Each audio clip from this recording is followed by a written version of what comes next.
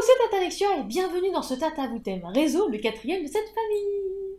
Aujourd'hui, on va parler de Pinterest, réseau souvent abandonné ou parfois peu ou mal connu des auteurs et des autrices. Et pourtant, il paraîtrait qu'il est intéressant d'y aller. On va voir ça ensemble. On verra la semaine prochaine les règles de typographie. Ah oui, je sais que certains et certaines ont vraiment hâte de cette vidéo. En attendant, épinglez-moi ce générique.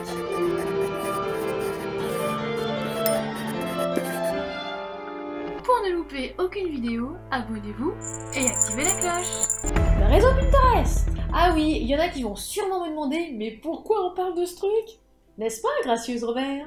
Et si je vous disais que c'est un réseau intéressant et qui monte? Pinterest, qui vient de pin, interest, épingle et intérêt en anglais, est un site web américain mélangeant les concepts de réseautage social et de partage de photographies lancé en 2010 par Paul Sciarra, Evan Sharp et Ben Silverman. Il permet à ses utilisateurs et ses utilisatrices de partager leurs centres d'intérêt et passion à travers des épingles, des photos et des tableaux. C'est parti pour quelques chiffres. Pinterest compte plus de 459 millions de comptes actifs par mois, dont près de 16 millions en France. Pinterest compte environ 77% de femmes parmi ses membres, même si la proportion des hommes est en forte croissance. Comme d'habitude, toutes les sources sont dans la description de cette vidéo. Alors je dis ça comme ça, mais public cible, tout ça, on avait déjà parlé. C'est intéressant quand même. Le nombre de recherches mensuelles est de 2 milliards. Ouais, et 97% d'entre elles se font sur des termes sans marque, ce qui signifie que les utilisateurs et les utilisatrices ont une intention découverte sur Pinterest. Notez bien la notion de découverte. Petit comparatif sur Twitter, on a parlé du fil d'actualité qui s'actualise très souvent, très souvent. Votre tweet peut faire le buzz comme tomber dans l'oubli en quelques minutes à peine. Sur Facebook, Fifiche, tout comme Instagram, Fifiche, une publication qui a beaucoup de succès peut durer quelques heures, voire quelques jours, et puis comme un soufflet, ça s'estompe très rapidement. Ah, ça s'essouffle vite, on a besoin d'air.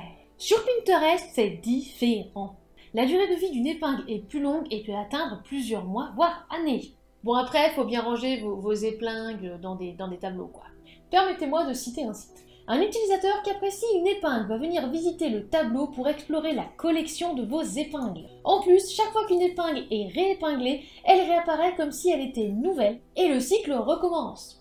Et comme une épingle est 100 fois plus partagée qu'un tweet, vous pouvez envisager d'investir dans un design et ou des photos de haute qualité pour vos publications sur Pinterest. Et oui, ça va vraiment être un point extrêmement important de soigner les photos pour le coup, encore plus que sur Instagram. Au passage, pour le référencement, c'est Elsa Kunz qui m'a confié ces quelques mots. Pinterest référencement ma gueule, si je le prononce bien. Pinterest, c'est le meilleur moyen de référencer des images sur Google. Dans une recherche d'images pour un livre, un esthétique, un univers ou tout autre produit, les images qui sortent le plus souvent viennent de Pinterest, même pour des sites comme Etsy. Pour les auto-édités, c'est le meilleur moyen de faire un pont vers leur site internet. Pareil pour les illustrateurs ou les illustratrices ou même les maisons d'édition avec les couvertures de leurs romans. Et pour revenir aux chiffres, plus de 200 milliards d'épingles sont enregistrées, là c'est énorme. Il existe plus de 4 milliards de tableaux sur Pinterest et 2 millions d'utilisateurs enregistrent des pins, des épingles sur leurs tableaux chaque jour. Ah ouais, ça on fait. Vous partagez parfois des playlists en rapport avec vos ouvrages, l'inspiration. Et pourquoi pas utiliser ce réseau pour trouver des images d'ambiance et ou les partager avec vos lecteurs. Dixit Morgan Cadella. Et oui, parce que l'air de rien, c'est un réseau qui bouge, Pinterest. Le langage. Alors, je trouve personnellement que le langage de Pinterest est plus simple, il y a beaucoup moins de choses à apprendre que sur Twitter, par exemple. Une épingle, ou pin en anglais, c'est une image ajoutée sur votre profil ou votre compte. Un tableau, c'est le regroupement de plusieurs épingles sous un même thème. Par exemple, moi j'ai dans l'idée de faire vraiment un tableau conseil d'écriture, un tableau conseil poste d'écriture, etc. Épingler, c'est l'ajout d'une image sur votre profil, votre compte. Réépingler, l'ajout sur votre profil, votre compte d'une image déjà épinglée par notre utilisateur. Ah, mais c'est génial cette épingle qu'il a trouvé X, allez hop, je la récupère aussi. Un petit peu aussi comme si justement il y a un ami qui a une super astuce et moi aussi vous voulez la sauvegarder pour l'avoir, on va dire, près de vous. Like. Vous pouvez aimer une image sans l'ajouter à votre profil, c'est l'équivalent du like sur les autres réseaux sociaux. Plus une image aura de likes, plus justement elle sera populaire au sein du réseau. Alors on peut aussi commenter sur Pinterest, mais c'est pas du tout, on va dire, le but recherché. D'ailleurs, il y a peu de commentaires en fait, puisque c'est pas le but en fait. Vraiment, si vous cherchez des interactions sociales, là, il faut pas vraiment aller sur Pinterest. Décryptage et première visite. connexion. C'est parti pour aller sur Pinterest. Alors déjà, vous cliquez pour vous inscrire hein, et vous avez le choix soit de relier votre compte Facebook ou Google ou renseigner les informations habituelles, hein, email, nom, prénom, etc. Une fois que c'est fait, vous débarquez sur le fil général de Pinterest. Alors là, évidemment, vu que Léo en fait avait déjà un compte avec des recherches qu'il avait déjà effectuées, forcément, Pinterest propose des épingles qui vont correspondre, on va dire, à ce qu'il aime, à ce qu'il a enregistré ou aux recherches qu'il a faites. Pour aller sur votre profil, régler vos paramètres et faire vos tableaux, cliquez sur votre photo, oui, en haut à droite, là le petit rond.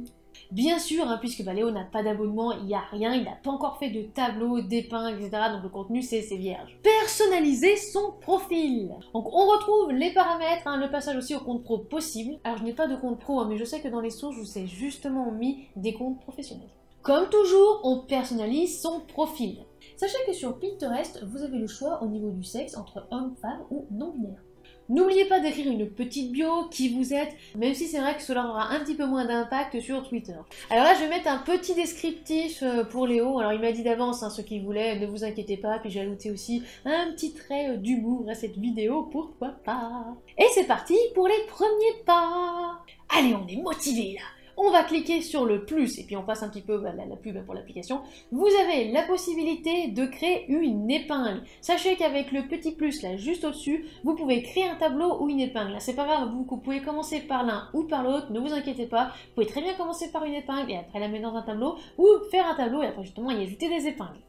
Alors imaginez justement ce tableau un petit peu comme ce qu'on voit dans les films, dans les séries, avec les flics par exemple, où il y a un tableau sur lequel on va épingler des photos, des textes, etc. C'est la même chose. Là, vous allez pouvoir épingler des sujets, des photos, bref, ce que vous voulez. Ça va vraiment être à vous de forger, on va dire, ce compte à votre image. Vous pouvez ajouter un collaborateur ou une collaboratrice. Donc, c'est parti pour la création.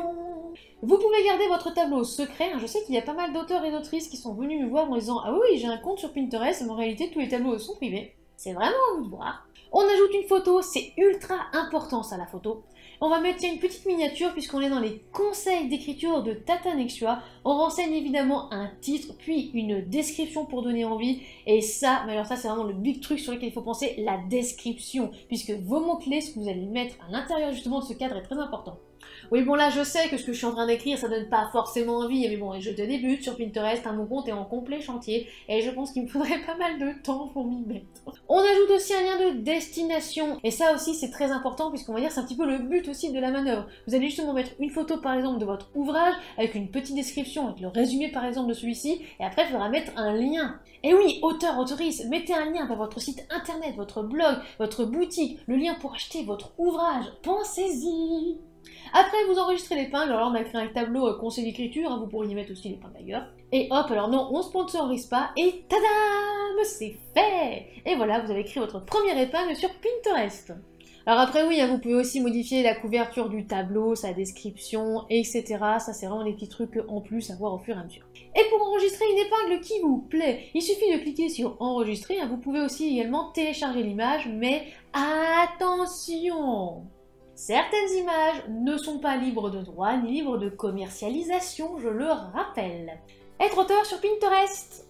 Ah, il y a pas mal de personnes qui ont des comptes privés, hein, des épingles qui leur servent en fait pour eux et pour elles, comme Perosiab ou Anne Rake Colline, et d'autres comme Paracelsia ou Pomrock qui l'utilisent à fond. Et plus récemment aussi d'autres autrices, mais je me réserve ces petits exemples après. Puisque ce réseau repose sur des images, si vous êtes illustrateur et illustratrice, vous devriez déjà y être. Bon, je dis ça, mais rassurez-vous, hein, on va relativiser tout de suite, hein, si vous n'avez pas le feeling et si vous n'avez pas le temps. Non mais ça va, il n'y a pas mort d'humain, hein, vous inquiétez pas. Mais les auteurs et les autrices, pensez-y si vous n'y êtes pas, pensez justement à y mettre vos ouvrages, aux photos peut-être aussi que vous mettez déjà sur Insta, à la limite pourquoi pas, ou aussi aux esthétiques, vous pourriez très bien justement combiner un petit peu les deux.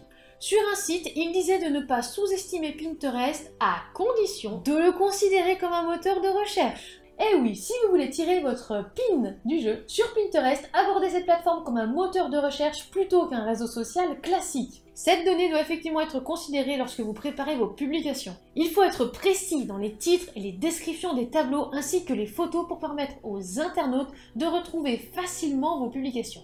Mettez-vous à la place de vos prospects en utilisant justement des mots-clés pertinents. Alors en revanche, hein, absolument personne ne m'a parlé des hashtags, donc je présume qu'ils sont absolument pas nécessaires, voire peut-être contre-productifs sur ce réseau. Pour Elsa Kunz, Pinterest c'est le réseau de l'anticipation. C'est simple, Facebook, Twitter, Insta, c'est « j'ai fait ou vu quelque chose, allez vite, je vous le partage !»